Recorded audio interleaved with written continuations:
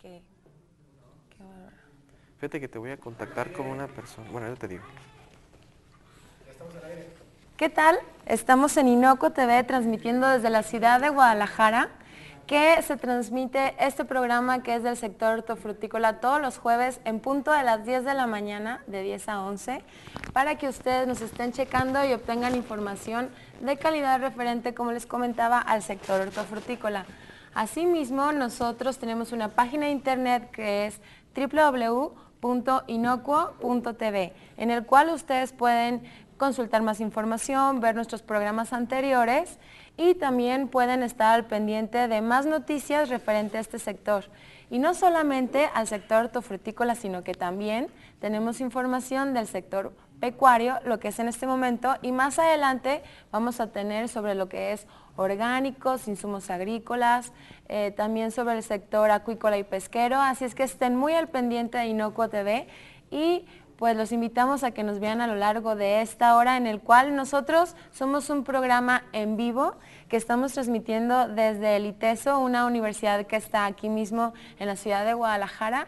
Y bueno, gracias a ustedes y a sus propuestas y correos electrónicos es que nosotros tenemos invitados, expertos en los temas diferentes que tenemos aquí a lo largo del programa.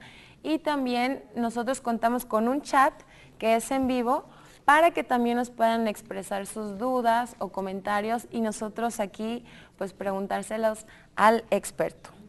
También es muy importante que se registren en nuestra página de internet, que pongan sus datos, sus temas de interés para que a ustedes les pueda llegar información de lo que ustedes más necesitan con el fin de que puedan crear productos inocuos y también para que puedan hacer sus productos más competitivos en el sector y para que se les pueda facilitar más la exportación y que puedan tener también más ganancias y puedan hacer unos productos que sean llamativos para todo el mercado. Y también hablando de esto, es que a lo largo de 2 programas anteriores hemos estado hablando sobre la importancia y todos los cuidados que deben estar teniendo para que puedan tener una buena exportación, para que se les puedan ampliar sus horizontes. Y también en este caso vamos a seguir con tips para una mejor exportación del sector hortofrutícola. Y en el día de hoy contamos con nuestro invitado que es el maestro Eliu Arana. Bienvenido, gracias por estar nuevamente con nosotros. Gracias. Y el maestro es coordinador de la licenciatura de Comercio Internacional en el ITESO y también del Departamento de Procesos de Intercambio Comercial, ¿no es así? Bueno, sí, actualmente sí, así es. Así es. Y el tema del día de hoy es mercados y procesos ideales para la exportación hortofrutícola. Todo esto es a raíz de que, bueno, en el programa anterior estuvimos hablando, pero fue como de una manera más rápida, más general, y mucha gente también nos preguntaba como el proceso más detallado. Correcto. Hay quienes quisieran pues exportar, pero no saben bien cómo o qué es lo que tienen que hacer, o quisieran saber cómo a qué es a lo que le van a entrar. Claro. Entonces, bueno, en este programa vamos a saber tips, vamos a ver el lado financiero, el lado económico, la documentación, lo legal, etcétera. Correcto, así es. Y bueno, una de las cosas más importantes para saber exportar, pues es también saber a dónde quiero exportar, claro, al mercado que quiero exportar, claro, ¿no así es así? es, sí, así es. Entonces, ¿qué me puede platicar sobre esto y qué consejo le podemos dar a la gente que nos ve? Correcto, bueno, pues buenos días. Justamente, Linet, la situación de veníamos platicando en programas anteriores, la situación de la exportación. Yo creo que hay que empezar diciendo que exportar, imagínate la ventaja que tiene exportar un producto. En el caso de nosotros de lo hortofrutícola, la importancia, número 1, te llega moneda dura. Cuando hablamos de moneda dura estamos hablando de que a la empresa le ingresan monedas, por ejemplo, en euros, en dólares, normalmente, en algunos casos yenes, pero normalmente euro o dólar. Entonces imagínate el potencial que tiene la empresa, sobre todo en la parte de fortalecerse financieramente.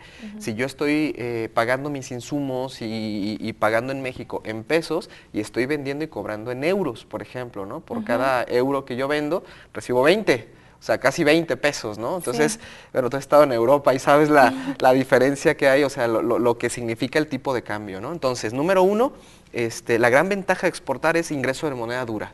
Número 2, para todas aquellas empresas que tienen marcas como tal, o sea, ya una marca trabajada o que la quiere trabajar, el hecho de entrar a mercados de exportación puede inmediatamente duplicar o triplicar el valor de la marca, ¿sí? Quizás se da menos en la parte agrícola, se da más sobre todo en la parte de producto terminado, productos industriales, cuando empresas dicen, oye, finalmente es momento de desinvertir, el hecho de tener 2 o 3 o más mercados de exportación te eleva el valor de la marca. O sea, si tu empresa valiera 100 millones de pesos, pues el hecho de tener mercados de exportación puede hacer que tu marca valga 130, 140, 150 millones de pesos. O sea, le da un valor adicional. Y número 3, que es muy importante, hacemos benchmarking. ¿Qué es el benchmarking? Bueno, normalmente es una técnica que nos permite compararnos contra las mejores prácticas de la industria o del sector. Por ejemplo, te voy a poner un caso concreto. Nuestros principales competidores, bueno, tenemos muchos competidores en el sector hortofrutícola a nivel internacional, muchos.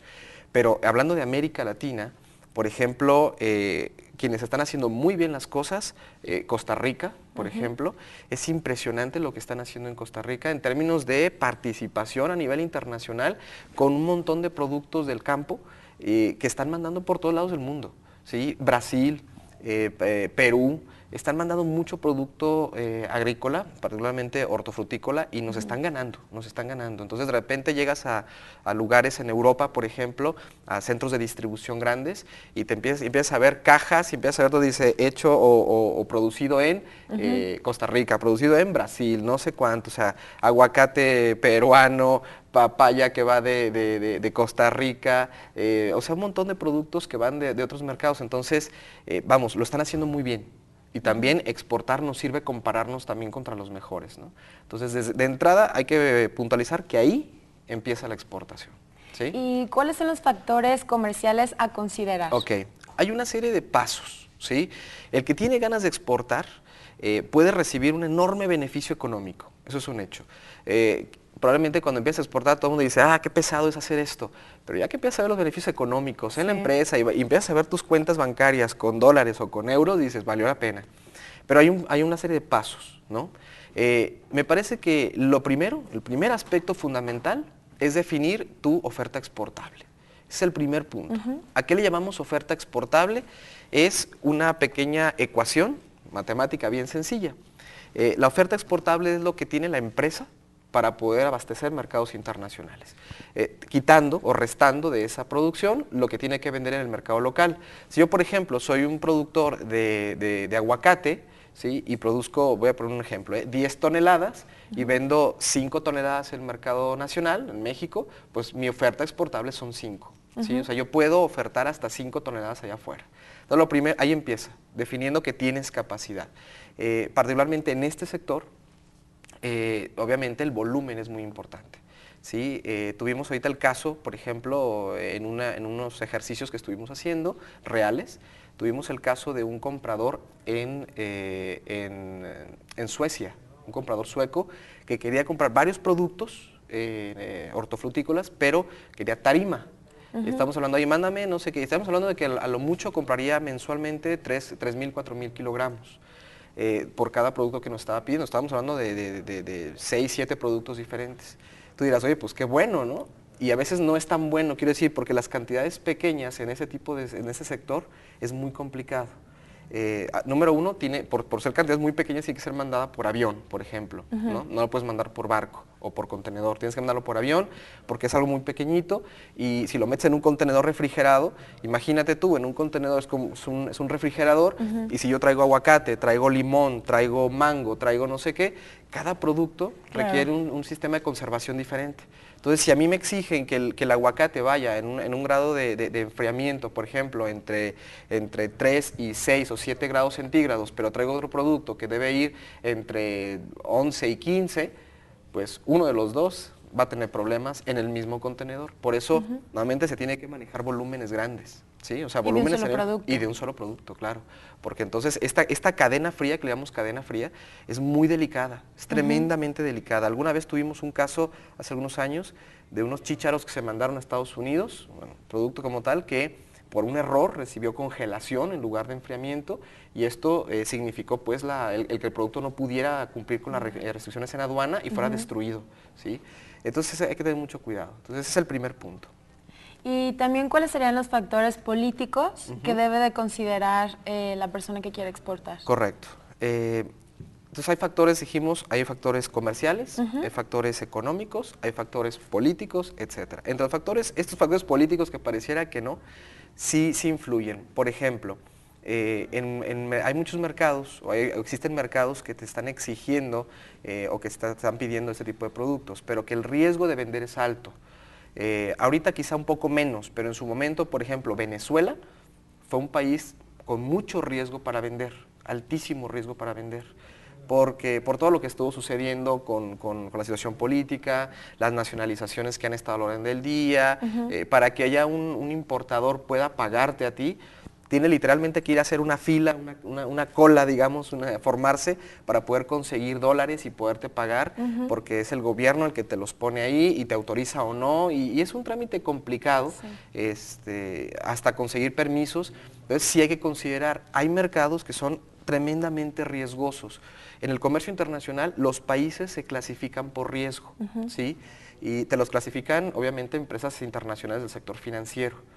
Y en base a esos riesgos es que se detonan muchas cosas. Por ejemplo, que te den crédito, que te den cobertura de seguros, que eso es fundamental, que te den cobertura para cobranza internacional. O sea, hay muchos factores y te dicen, ¿sabes qué? Estos países tienen un riesgo muy alto, por esto no te cubro. Estos países tienen un riesgo tremendamente alto, te cubro menos o no te cubro nada. A veces ya es un riesgo directo, ¿no? Entonces, esos son factores que sí tienen que considerar. La gente de comercio internacional que lleva estos proyectos, en su momento investiga, sabe cuál es el nivel de grado de riesgo que hay en un mercado determinado. Y ese grado de riesgo, pues es una fórmula financiera que nos determina si el país tiene condiciones estables, si tiene condiciones para pagar deuda al exterior, o sea, finalmente la importación es una deuda al exterior y hay que pagarla, pero si tiene dólares o no para pagar, si no, imagínate, ¿no? Eso nos pasó en su momento en Venezuela. Revienta la crisis política en aquellos años en Venezuela y nosotros con un montón de facturas por cobrar, se acaban los dólares adentro del país y dice el gobierno, no hay dólares para pagarle y cubrirle facturas a nadie allá afuera. Entonces nos quedamos casi un año esperando que nos pagaran facturas en dólares, ¿no? Para que volviera a haber dólares o que el gobierno soltara dólares. Y era un riesgo muy alto. Entonces hay que tener mucho cuidado también con eso. Sí, claro, y también como se podría decir que es un factor que igual no se pueden dar tanto cuenta o se pueden informar tanto o no se les puede hacer de importancia, pero algo importante sería como para las pymes. El factor geográfico, qué tan cerca, qué tan lejos, a quién le conviene vender. Casi siempre dice, bueno, si eres una pequeña o mediana empresa, te conviene pues exportar a lo que es más cerca. Claro, claro. ¿No? Mira, qué bueno que lo dices. Sí sabes de comercio internacional. Sí sabes de comercio internacional. Hay mercados naturales, ¿sí? Por ejemplo, el mercado natural de los Estados Unidos somos nosotros y Canadá, ¿sí? Somos nosotros y Canadá. O sea, somos los que más le compramos, ¿no? A Estados Unidos. Bueno, ahorita ya como socio ya nos desbancó de Estados Unidos, nos desbancó China, ¿no? Pero, sin embargo, ya somos el tercer socio de los Estados Unidos después de China y de Canadá. Sin embargo, somos su mercado natural. México tiene mercados naturales. ¿Cuál es el mercado natural de nuestro país? Centroamérica. Ahora, la desventaja que tenemos en el sector hortofrutícola en Centroamérica es que son productores muy fuertes de tipo de productos. Al no ser países industrializados, su fuerte está en el sector primario.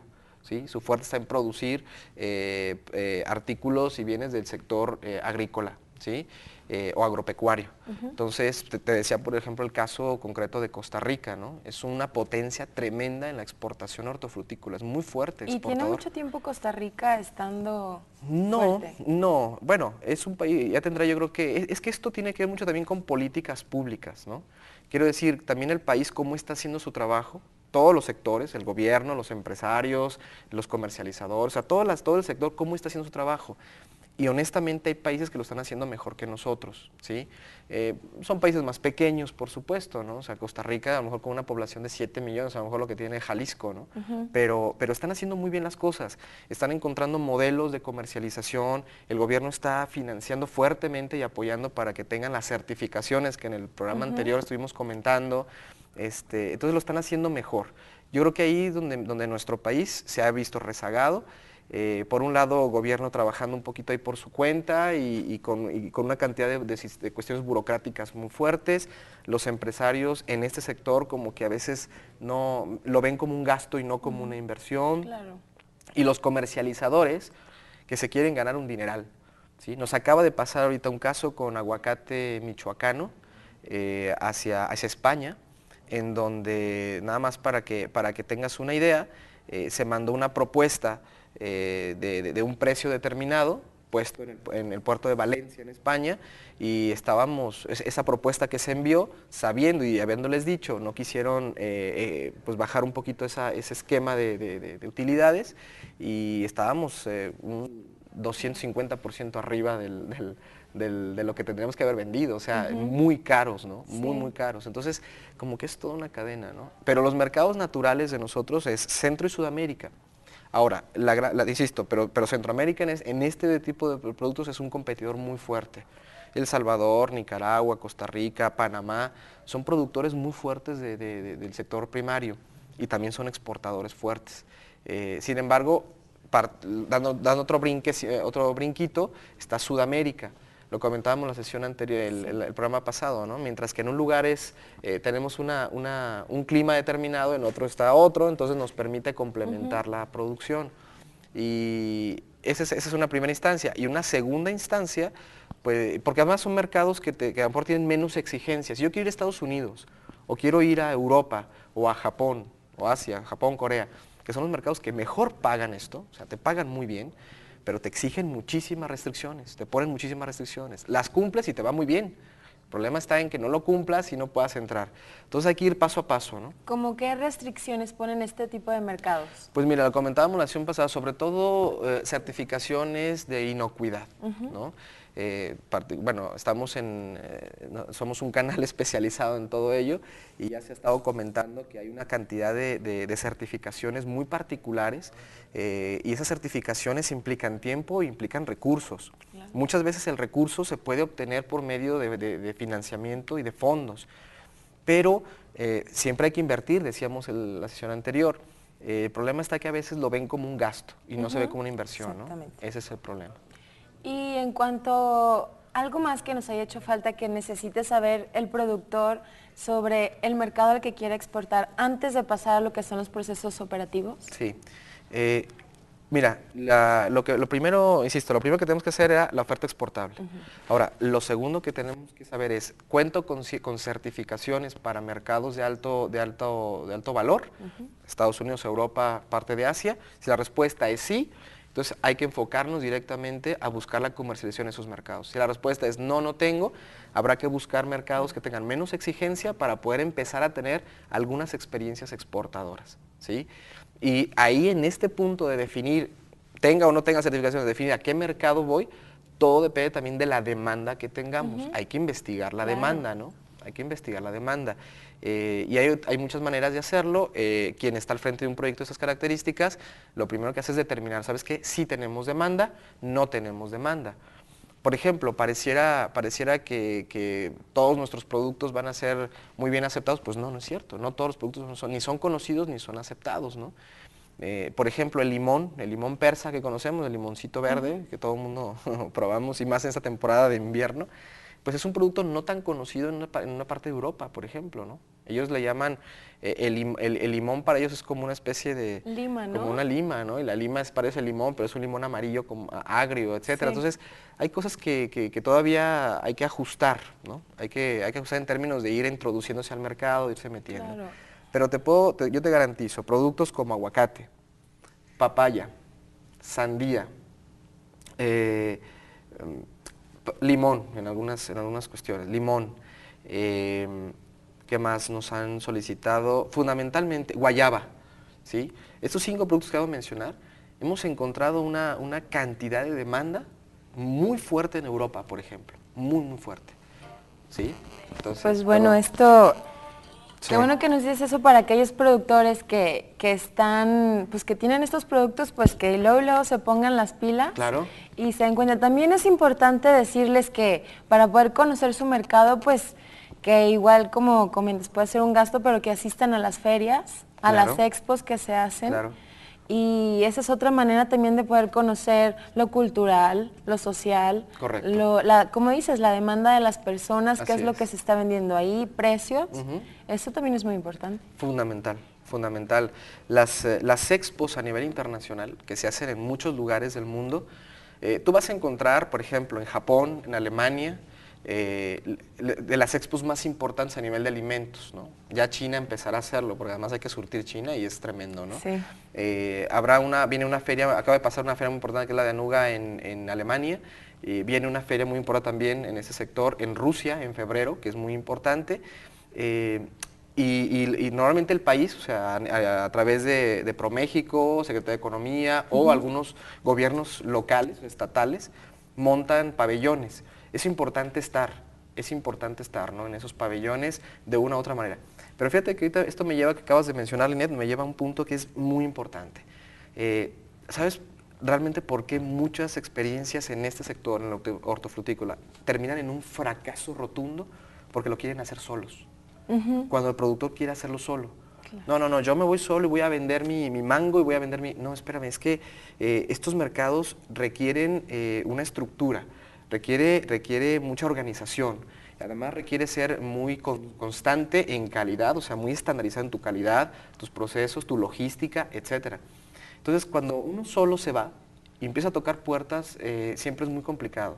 Las mejores experiencias de exportación que se han tenido hacia otros mercados tiene que ver más con conceptos más tipo consorcios, ¿no? O sea, agrupaciones de productores que entienden que todos hay que invertir y todos van a ganar. Porque, número uno, generas volumen, o sea, un volumen mayor. Eso quiere decir que le das menos posibilidad a los mercados de destino de que compren a otros países. Si nosotros pudiéramos proveer, por ejemplo, la papaya o ciertos productos que nos lleva una gran ventaja de venta, Costa Rica, y tenemos un extraordinario producto aquí en México, pero fuera una buena cantidad de productores con una buena estrategia de comercialización internacional, yo creo que incluso le dejaríamos atrás muchos mercados que nos están hoy quitando esa posibilidad. Claro. Pero a veces eso implica, por ejemplo, el que tengas que abrir una pequeña oficina en Europa, por ejemplo, tener a 1 o 2 personas que lo financien los productores, ¿no? ¿Por qué? Porque hay que abrir canales de comercialización, hay que tocar puertas, negociar, presentar propuestas, checar y revisar los embarques. Y cuando se empieza a ver todo esto, la gente no se sube a los proyectos, ¿no? Entonces fracasa mucho por eso. Claro. Y entrando ya a lo que son los procesos operativos, ¿qué me puedes platicar sobre esto? Ok, los procesos operativos. Fundamentalmente tiene que ver con... Voy a poner 3 aspectos muy importantes. Uno tiene que ver la documentación, otro tiene que ver las aduanas y otro tiene que ver la distribución. ¿Vale? Número 1, lo que tiene que ver con la documentación. Comentábamos la sesión pasada que para que yo pueda exportar un producto requiero sacarlo de México con una serie de documentos. Fundamentalmente una lista de empaque, una factura, un documento de transporte, BL para marítimo, guía aérea para transporte aéreo, etcétera. Y fundamentalmente, muy importante, todos los documentos que garanticen el cumplimiento de regulaciones no arancelarias. Un arancel es un impuesto. Todo lo que no es un impuesto requiere un documento para que lo compruebes. Por ejemplo, una certificación, un etiquetado, una fumigación, etc. Entonces, esos documentos tienen que estar ahí y luego un certificado de origen, ¿sí? Si yo no le pongo sobre todo estos 2 puntos, lo más seguro es que detengan el embarque en la aduana, sobre todo por la cuestión de seguridad. Oye, la ley dice que para que metas la papaya a Europa, Estados Unidos o Japón, tienes que haber cumplido con esta certificación. ¿Dónde está el documento que me dice que ya lo cumpliste en México? Pues que no viene para atrás, o sea, para atrás. O luego llega y dice, a ver, hay un certificado de origen que me dice que sí, tu producto fue producido netamente en el país de exportación, entonces eliminas aranceles en muchos casos, ¿sí? No aplica para todo, pero en muchos casos sí. Entonces, la documentación es muy importante. 2, la parte logística. Eso es bien, mira, es tan importante. Pareciera que subir la mercancía a un contenedor que se vaya, no, es muy complicado. Hemos tenido casos muy complicados en donde, por ejemplo, los importadores, a veces en mercados como Francia o Estados Unidos, que de repente te llaman y te dicen, oye, tu embarque llegó mal. El aguacate, el limón, la manzana, la papaya, llegó echada a perder, llegó dañada la caja, no sé qué. El productor a veces aquí dice, híjole, ¿qué hago? No, ¿sabes qué? Te voy a pagar nada más tanto, o me voy a tomar tanto de la factura porque llegó dañada. Hemos tenido por lo menos 3 o 4 casos que hemos comprobado que no es cierto.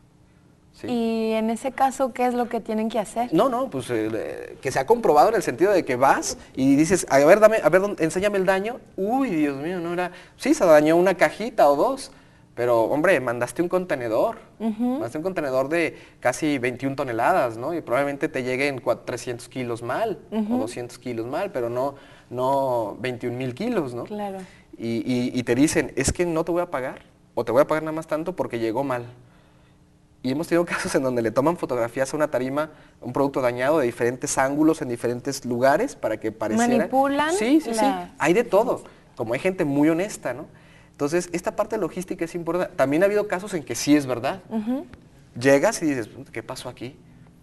Pues que la temperatura en la que se envió no era la correcta, porque si sufres congelación en lugar de enfriamiento, o sea, lo llevas a congelación en lugar de enfriar o de enfriamiento, eso altera sus características químicas o físicas. E incluso en una inspección visual te lo detienen, te dicen, oye, esto viene quemado por frío. Y al venir quemado por frío, le tumbas, le quitas, según la ley de estos países son muy estrictas, le quitas propiedades alimenticias, ¿sí? O sea, imagínate una manzana congelada en lugar de una manzana refrigerada, ¿sí? E incluso la forma, sí, se oxida, ¿no? O sea, hay un proceso de oxidación ahí muy rápido. Entonces, eso también puede ser motivo. Entonces, la parte logística es bien importante. Ahorita existen sistemas que son muy eficientes. Por ejemplo, los contenedores de atmósfera controlada. ¿Sí? Ya también, así como hay procesos muy mal hechos, también está la manera de hacerlo muy bien. Los contenedores de atmósfera controlada son estos contenedores, sobre todo marítimos, obviamente marítimos, en donde, como su nombre lo dice, el producto va en una atmósfera controlada y quiere decir que controlamos el CO2, se controla el oxígeno, se controla una serie de variables adentro del contenedor, de tal manera que retrasas el proceso de maduración u oxidación de los productos. Por ejemplo, si nosotros mandamos aguacate a Europa en un trayecto de 15 días, en un contenedor de estas características, es como si pasaran a lo mejor 3 días. En lugar de 15, ¿me explico? Porque de alguna manera controlas esta parte. Pero eso es bien importante. Y número 3, o sea, dijimos documentación, logística, y número 3, la distribución allá. Siempre es importante que, y más en este caso, cuando ya estás mandando volúmenes importantes, que tengas a alguien que vaya y observe. Claro. Imagínate que tú dices todo muy bien, pero llega el producto y te lo dejan en el sol. Y suele pasar, yo he estado, por ejemplo, en grandes centros de distribución, en Mercamadrid, por ejemplo, o en Francia, y si no hay un cuidado correcto, te pueden dejar ahí durante varios minutos o a veces horas el producto a la intemperie o en el sol o con un clima muy extremo. Hay que estar muy cuidadosos con eso, ¿no? O sea, oye, tiene que estar en refrigeración. Fíjate los veranos de Europa, ¿no? Los veranos como son, con un calor tremendo, entonces, oye, tiene que estar en refrigeración inmediatamente, ¿no? El producto de llegar al contenedor, se baja, se da ingreso a los almacenes y pasa a los refrigeradores, ¿no? Entonces, maestro, lo que recomienda es que vaya alguien y cheque hasta el punto final donde se le está entregando el producto ya al comerciante. Eso es por dos razones. Primero, por seguridad al productor, o sea, de que todo llegó bien, entonces y no hay ninguna carencia para que no te vayan a querer pagar. Y número dos, por servicio también al comprador. Cuando hay compradores también, obviamente, la inmensa mayoría, afortunadamente, muy serios. Y tener a alguien que esté y que vaya, eso es servicio, vamos. Eso es servicio, ¿no? Y probablemente es donde nos están dejando atrás países como, te digo, Costa Rica o Brasil, que ellos sí llegan a hacer esos procesos, ¿no? Entonces dan mucho servicio a sus compradores, nosotros no. La última vez que platiqué con compradores fuertes en Europa, particularmente vuelvo al caso del aguacate, que fue el último caso, nos decían, mira, nosotros le tenemos mucha reticencia al aguacate mexicano, se hace negro muy rápido. Ese fue su comentario, ¿no? Y dice, por eso le compramos ahorita a Chile, estamos comprando aguacate. Y estaban vendiendo fuerte a Alemania. Y ese era el comentario, ¿no? Se hace negro muy rápido el aguacate mexicano. Que le pongan limoncito, ¿no? O sea, para que no se haga negro. Pero fíjate, o sea, si hubiera más servicio en la cadena, eso se podía revertir y aprovechar esos mercados. Y cuando te digo que si lo hace un solo productor, pues a lo mejor es costoso y es todo, pero si lo hicieran grupos de productores, eso sería muchísimo más fácil. Y también estas oficinas que dices que es recomendable que estén en diferentes partes, como por ejemplo en Europa, también ellos te pueden ayudar a esto, a checar. Mira, hay dos formas de hacerlo. Uno es que yo tenga una persona directamente de mi empresa o las empresas que estamos exportando y tener una persona que se encargue de todo esto en diferentes mercados. O hay empresas que son tipo consultoras a nivel internacional que fungen como si fueran notarios. Haz de cuenta que es un notario, pero en estas actividades. Yo lo contrato y le digo, oye, necesito que vayas y me cheques no sé qué y me levantes un acta. Y ahí ya no hay duda. O sea, le pago por eso. Claro. Es como si fuera yo un notario y hago un acta, hago algo, ¿no? Algún proceso con el notario. Es lo mismo. Yo le digo, oye, por favor ve, aquí está todos los datos, tiene que venir así, asado. Y él hace cuenta que en ese momento son tus ojos y todo de la empresa ahí. Y también ya te ahorraste, por ejemplo, el haber ido hasta allá, ¿no? Ya claro. Tienes a una persona que te funge de testigo. Claro, exactamente, testigo. Exactamente. ¿Y qué sería importante que este productor sepa sobre a quién le va a vender? Ok. Sí, o sea, hemos tenido ya también 2 o 3 casos, por ejemplo en mi experiencia profesional, 2 o 3 casos de pagos nunca realizados. Y esta sí es la parte bien delicada, quizás es una de las partes más delicadas de todo un proceso de exportación. Porque a quién le voy a vender son 2 cosas que se tienen que cuidar. ¿Quién va a llevar, si es una marca como tal, o el producto en este caso como los hortofrutícolas, quién tiene capacidad de distribución, de manejo, de cuidado, de conservación, etcétera, pero sobre todo, número 2, quién tiene un buen historial de pago.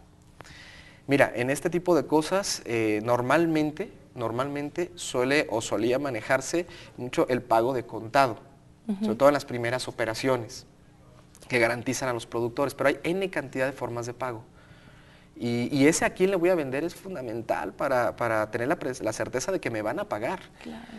Porque mira, puede ser que me paguen de contado, puede ser que diga, págame el 50%, o sea, cubro mis costos y dejo probablemente mi utilidad para 30 días, por ejemplo, y recuperarla. Puedo solicitar un crédito documentario, carta de crédito para garantizar totalmente mi pago, pero con un crédito establecido, o sea, 30, 60 días. Puedo pedir una transferencia, pero ya empezar a meterme en riesgos. Bueno, hay muchas formas de hacerlo. O sea, de cobrar. Pero el problema está en quién me va a pagar, ¿sí? Entonces, hay formas, Linet, hay maneras de investigar, y que nos entreguen un reporte, decir, esta empresa es totalmente confiable para que le vendas. Y yo tengo reportes físicos que me dicen, esta empresa que se ve tan grande, tan bonita, cuidado con esta empresa, cuidado. Tiene un historial pésimo en bancos, con proveedores, etcétera. Entonces, hay que hacer investigación.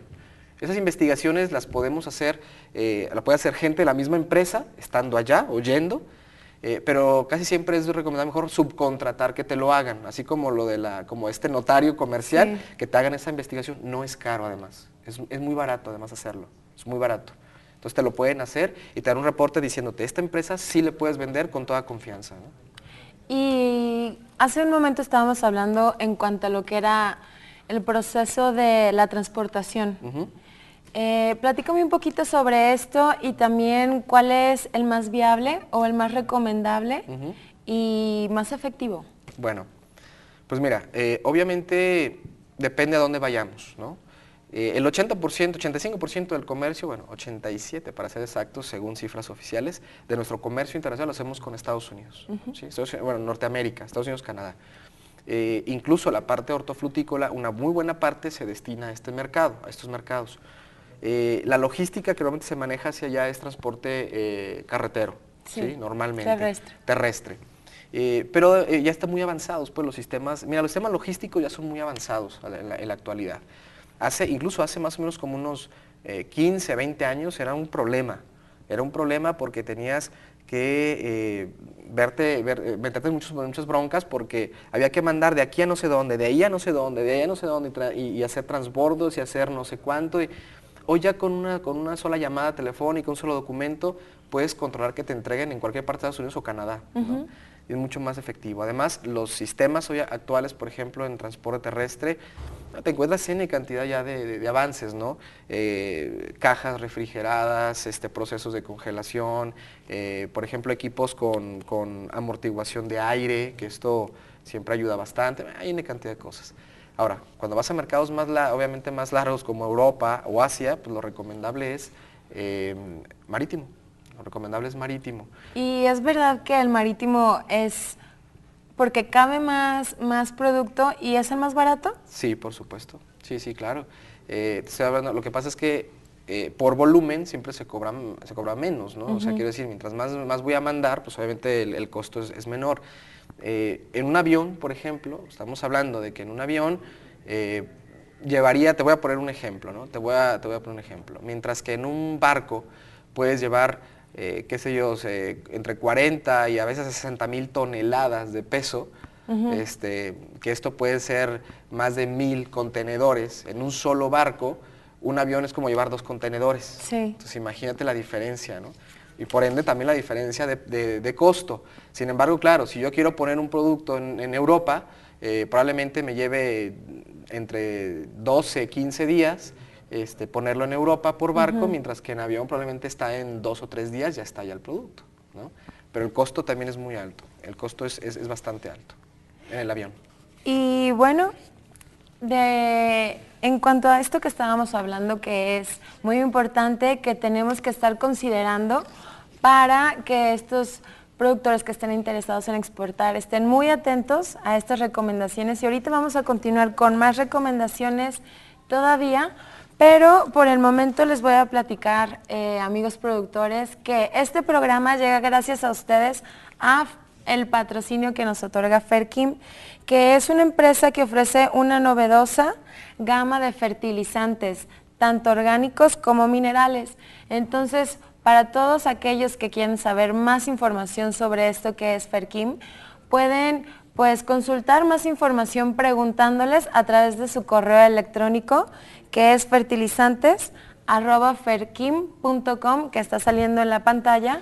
Y pues también para que consideren marca de fertilizantes que tiene una amplia gama para que puedan ustedes aplicarlos en sus cultivos. Y como les comentaba, para mayor información, aquí está el correo electrónico apareciendo en pantalla para que estén al pendiente. Y bueno, continuamos con la entrevista con el maestro Eliu Arana, coordinador de la licenciatura de Comercio Internacional en el ITESO.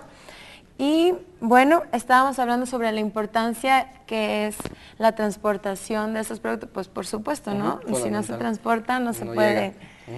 Y también los cuidados que deben de tener. Pero también es importante saber sobre los procedimientos adecuados del sistema de la calidad de las aduanas. Porque bueno, lo estás transportando, llega al país a donde quieres transportar, te topas con la aduana y ahí ¿qué pasa? Ahí ¿qué pasa? Mira, sí, esta también es una pregunta bien importante. Como hay tanto detalle en un proyecto de comercio internacional o de comercio exterior, El hecho, por ejemplo, nos ha tocado en algunas ocasiones aduanas que son muy rústicas, por ejemplo. Rústicas en el sentido que no tienen los equipos o no tienen la infraestructura necesaria para recibir ese tipo de productos. Eso quiere decir que hay que ser muy cuidadosos, ¿no? Hay que ser muy cuidadosos. Claro. Me puedo decir, si me voy a mandar a tal destino, tal lugar, a veces incluso no ni tan lejos, a veces en Centroamérica, por ejemplo, ¿no? Y llega mi producto que necesita cadena fría, en particular cadena fría, y no tienen, por ejemplo, refrigerador, no tienen cámaras de enfriamiento. Y entonces, bueno, entonces yo no sabía eso, ¿no? ¿Cuánto tiempo está amparado el producto en aduana? Amparado en que llega... No, parado, por mientras que hacen el chequeo, Mira, etcétera. este tipo de productos, los perecederos, ¿sí? como todo lo que tiene que ver con la industria hortofrutícola, etcétera, estos tienen que ser prácticamente en el mismo día o máximo al día siguiente. O sea, tiene que estarse despachando, que le llamamos así, despacho de la aduana.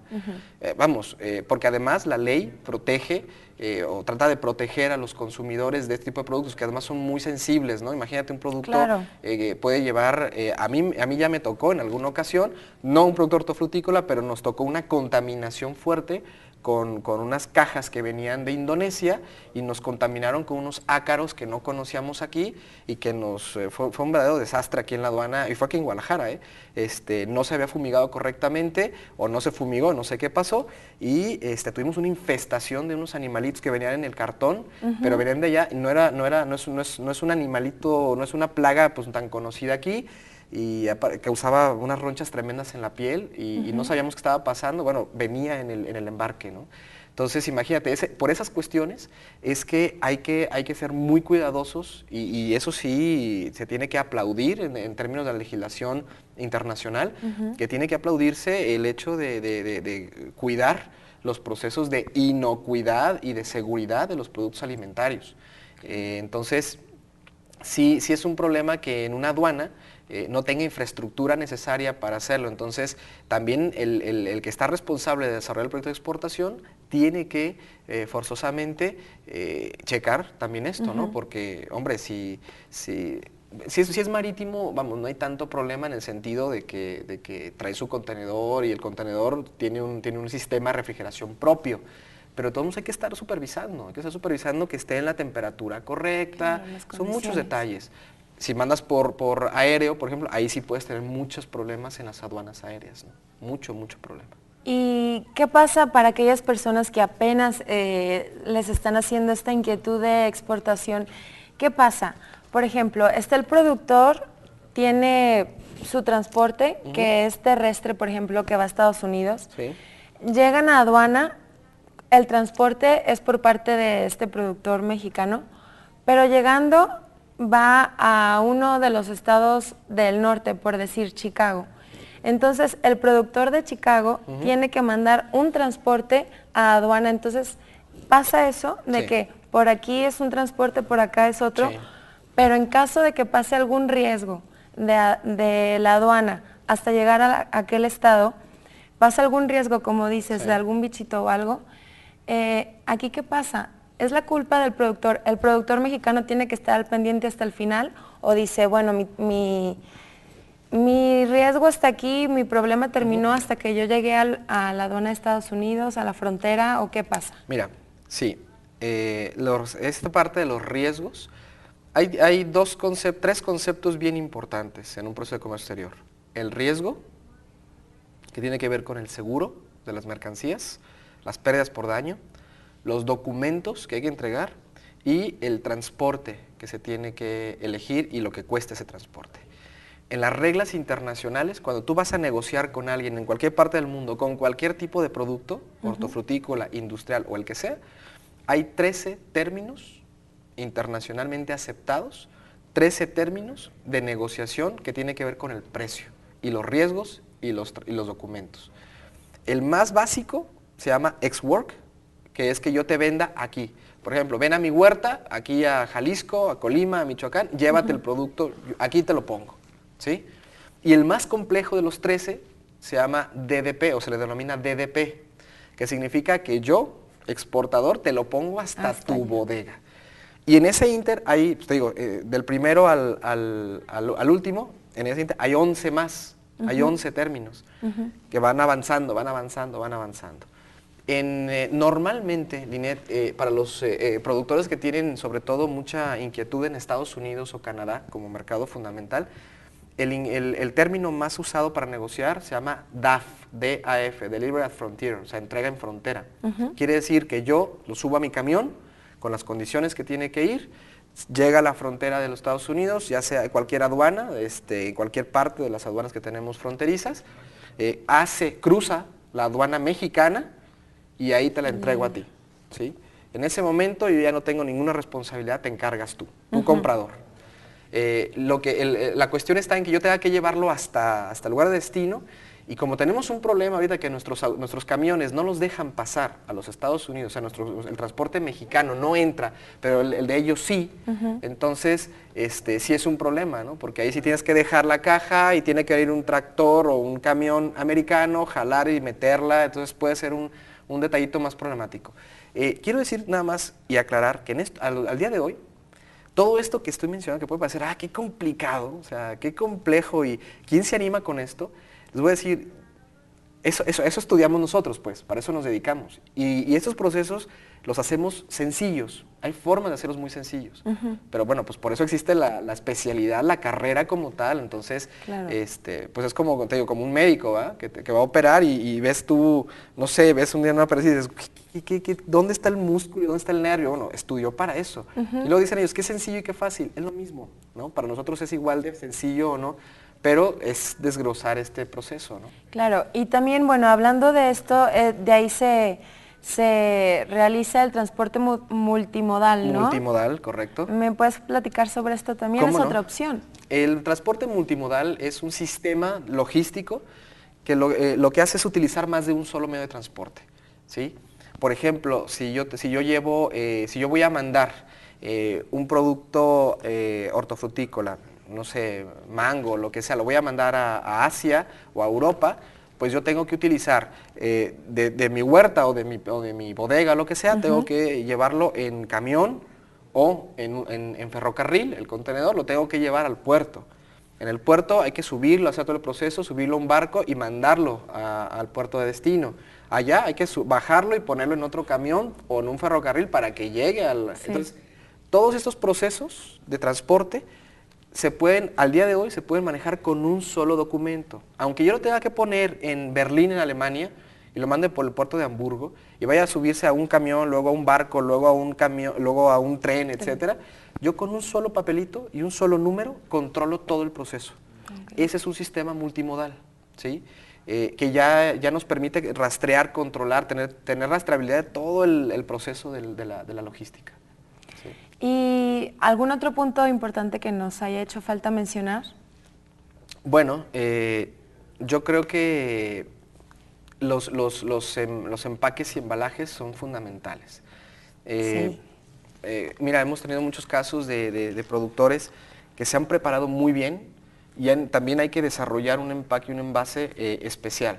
Por ejemplo, las frutas, verduras, todo esto suelen ir, depende de qué mercados, ¿no? Pero los mercados de alto valor suelen ir pues, en cajas bien presentadas, individualizados, bueno, son múltiples, pero quiere decir muy bien acomodados, cuidando incluso hasta la apariencia, ¿no?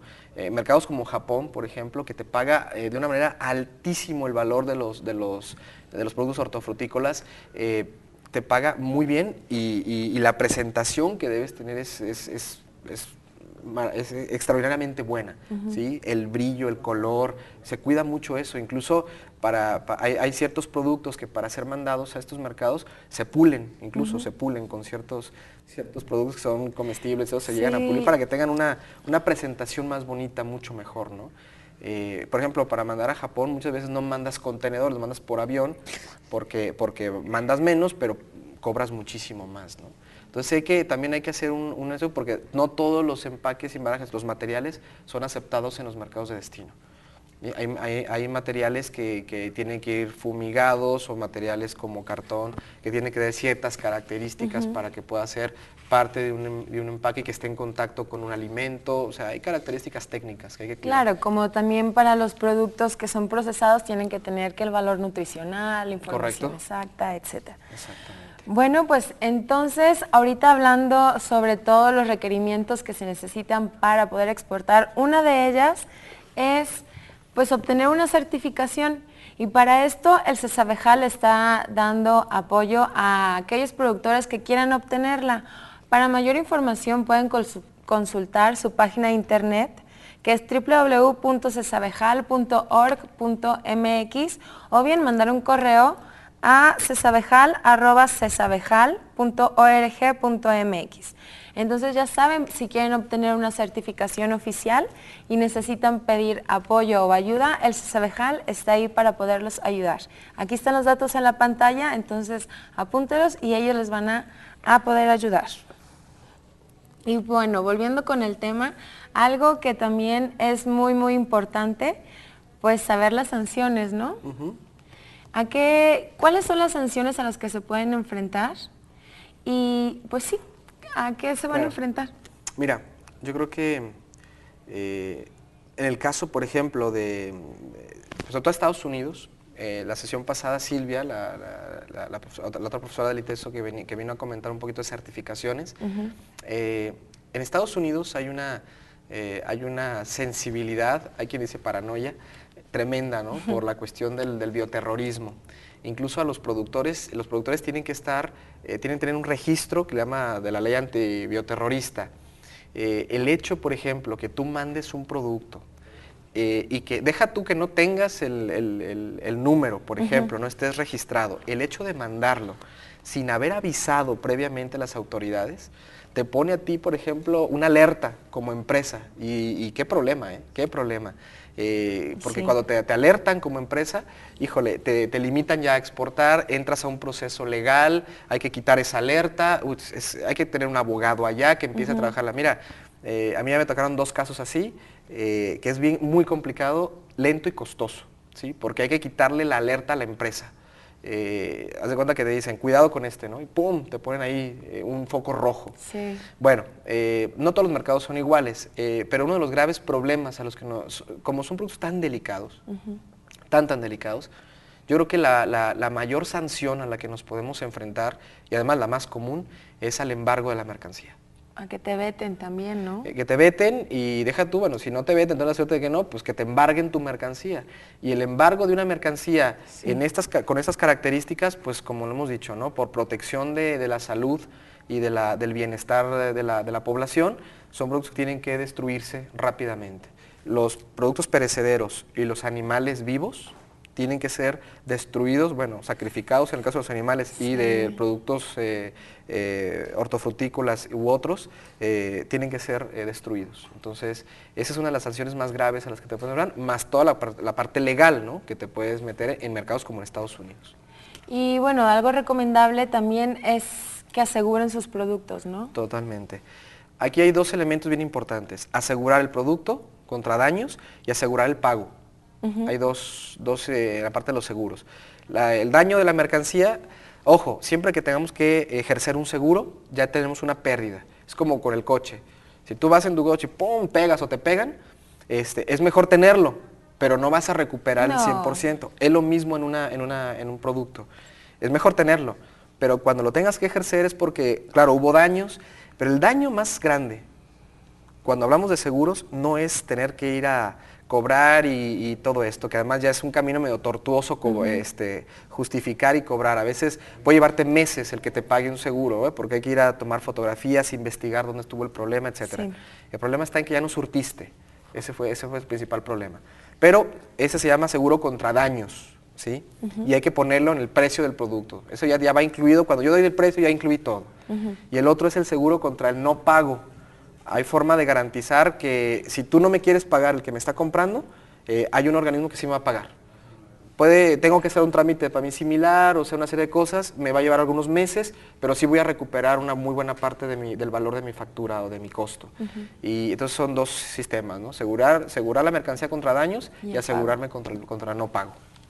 Y antes de terminar, ¿qué tan recomendable es que estos productores manden un muestreo? Mira, sería muy recomendable, pero a veces no es nada sencillo. No es nada sencillo porque al ser productos tan delicados, les aplican las mismas características. O sea, ya tienes que tener prácticamente todo listo para poderlo mandar. No es como otros productos, ¿no? Si yo quiero mandar un par de zapatos como muestra, les hago un hoyo y pasan como muestra. Esto no. Los productos hortofrutícolas están mucho más regulados y las muestras de esos productos, mejor dicho, pues ni siquiera se consideran como tal muestras, ¿no? O sea, son productos como tal para consumo y tienen que cumplir todas las restricciones y las regulaciones. Entonces, si lo tienes, lo puedes hacer y todo, claro, puedes mandarlo. Pero el momento que lo mandas es como si ya estuvieras listo para exportarlo. O sea, ya estás listísimo para exportarlo, ¿no? Bueno, maestro, pues espero que no nos haya hecho falta nada. Ya se nos acabó la hora del programa y pues agradecerte nuevamente que hayas estado el día de hoy con nosotros. Muchas gracias. Tocamos temas muy, muy importantes y que ustedes deben de considerar y que deben de estar muy, muy alerta. Y bueno, pues nosotros pensamos que la clave principal para poder exportar es que tu producto sea inocuo. Si no es inocuo, ni siquiera va a poder pasar, ni siquiera la frontera donde quieras pues comercializar tu producto. Entonces, por eso la importancia de que ustedes puedan obtener la certificación. ¿Me permites nada más una invitación a los televidentes de Inocuo? Muy rapidito. Vamos a tener un viaje a la aduana de Manzanillo para que vean productores del sector alimenticio y podemos aquí dar, si les parece, por ejemplo, 2 lugares prácticamente casi gratuitos, nada más recuperación de un pequeño costo, es ir a conocer todos los procesos que tienen que ver con esto. Vamos a platicar con gente especialista en la transportación de frigoríficos. Entonces, si yo les ofrezco ahorita, es el día 11 de diciembre, saliendo de aquí, del ITESO. Se va en autobús, se hace todo un recorrido en la aduana, hay una plática, se queda una noche en el puerto de Manzanillo y se regresa al día siguiente. Pero es muy interesante y podemos dar ahorita 2 lugares a una recuperación de costo bajísima. Estamos hablando como de unos 200 pesos, una cosa así. No, hombre, padrísimo. Pues entonces estén muy, muy al pendiente de esto y pues a la gente que quiera participar con ustedes, ¿dónde se puede comunicar? Pues igual a través de Inocuo o les doy mi correo o mi teléfono, es aquí en el ITESO, es 31 34 29 10 en la extensión 3076, que nos llamen y nos digan, oye, pues de aquí, de Inocuo, y me interesa ir, con mucho gusto. O sea, no tenemos más lugares, pues ya está casi lleno, vamos a llevar a un grupo de empresarios, pero ahí está. Y además, bueno, también su correo electrónico estuvo apareciendo a lo largo del programa. Correcto. Y bueno, nosotros, amigos, los invitamos a la Semana de Inocuidad que estará, bueno, va a empezar este lunes que entra, lunes 11. Lunes 30, perdón, de noviembre. Y pues este lunes, ya en 3-4 días. La Semana de la Inocuidad, para que no se le estén perdiendo, van a haber temas muy, muy interesantes. Entonces métanse a la página de internet www.inocuo.tv para mayor información. Y bueno, pues nosotros ahí los vamos a estar esperando. Y muchísimas gracias por haber estado el día de hoy con nosotros. Los esperamos la semana que entra en punto de las 10 de la mañana en jueves para que pues, nos estén sintonizando y puedan saber más temas sobre lo que es la inocuidad y también para que puedan hacer pues, sus productos valer en los mercados. Nosotros somos Inocuo TV, yo soy Linet y los espero el jueves que entra. Y no se pierdan Inocuo Pecuario el martes. Bye. Listo. No, hombre, gracias a...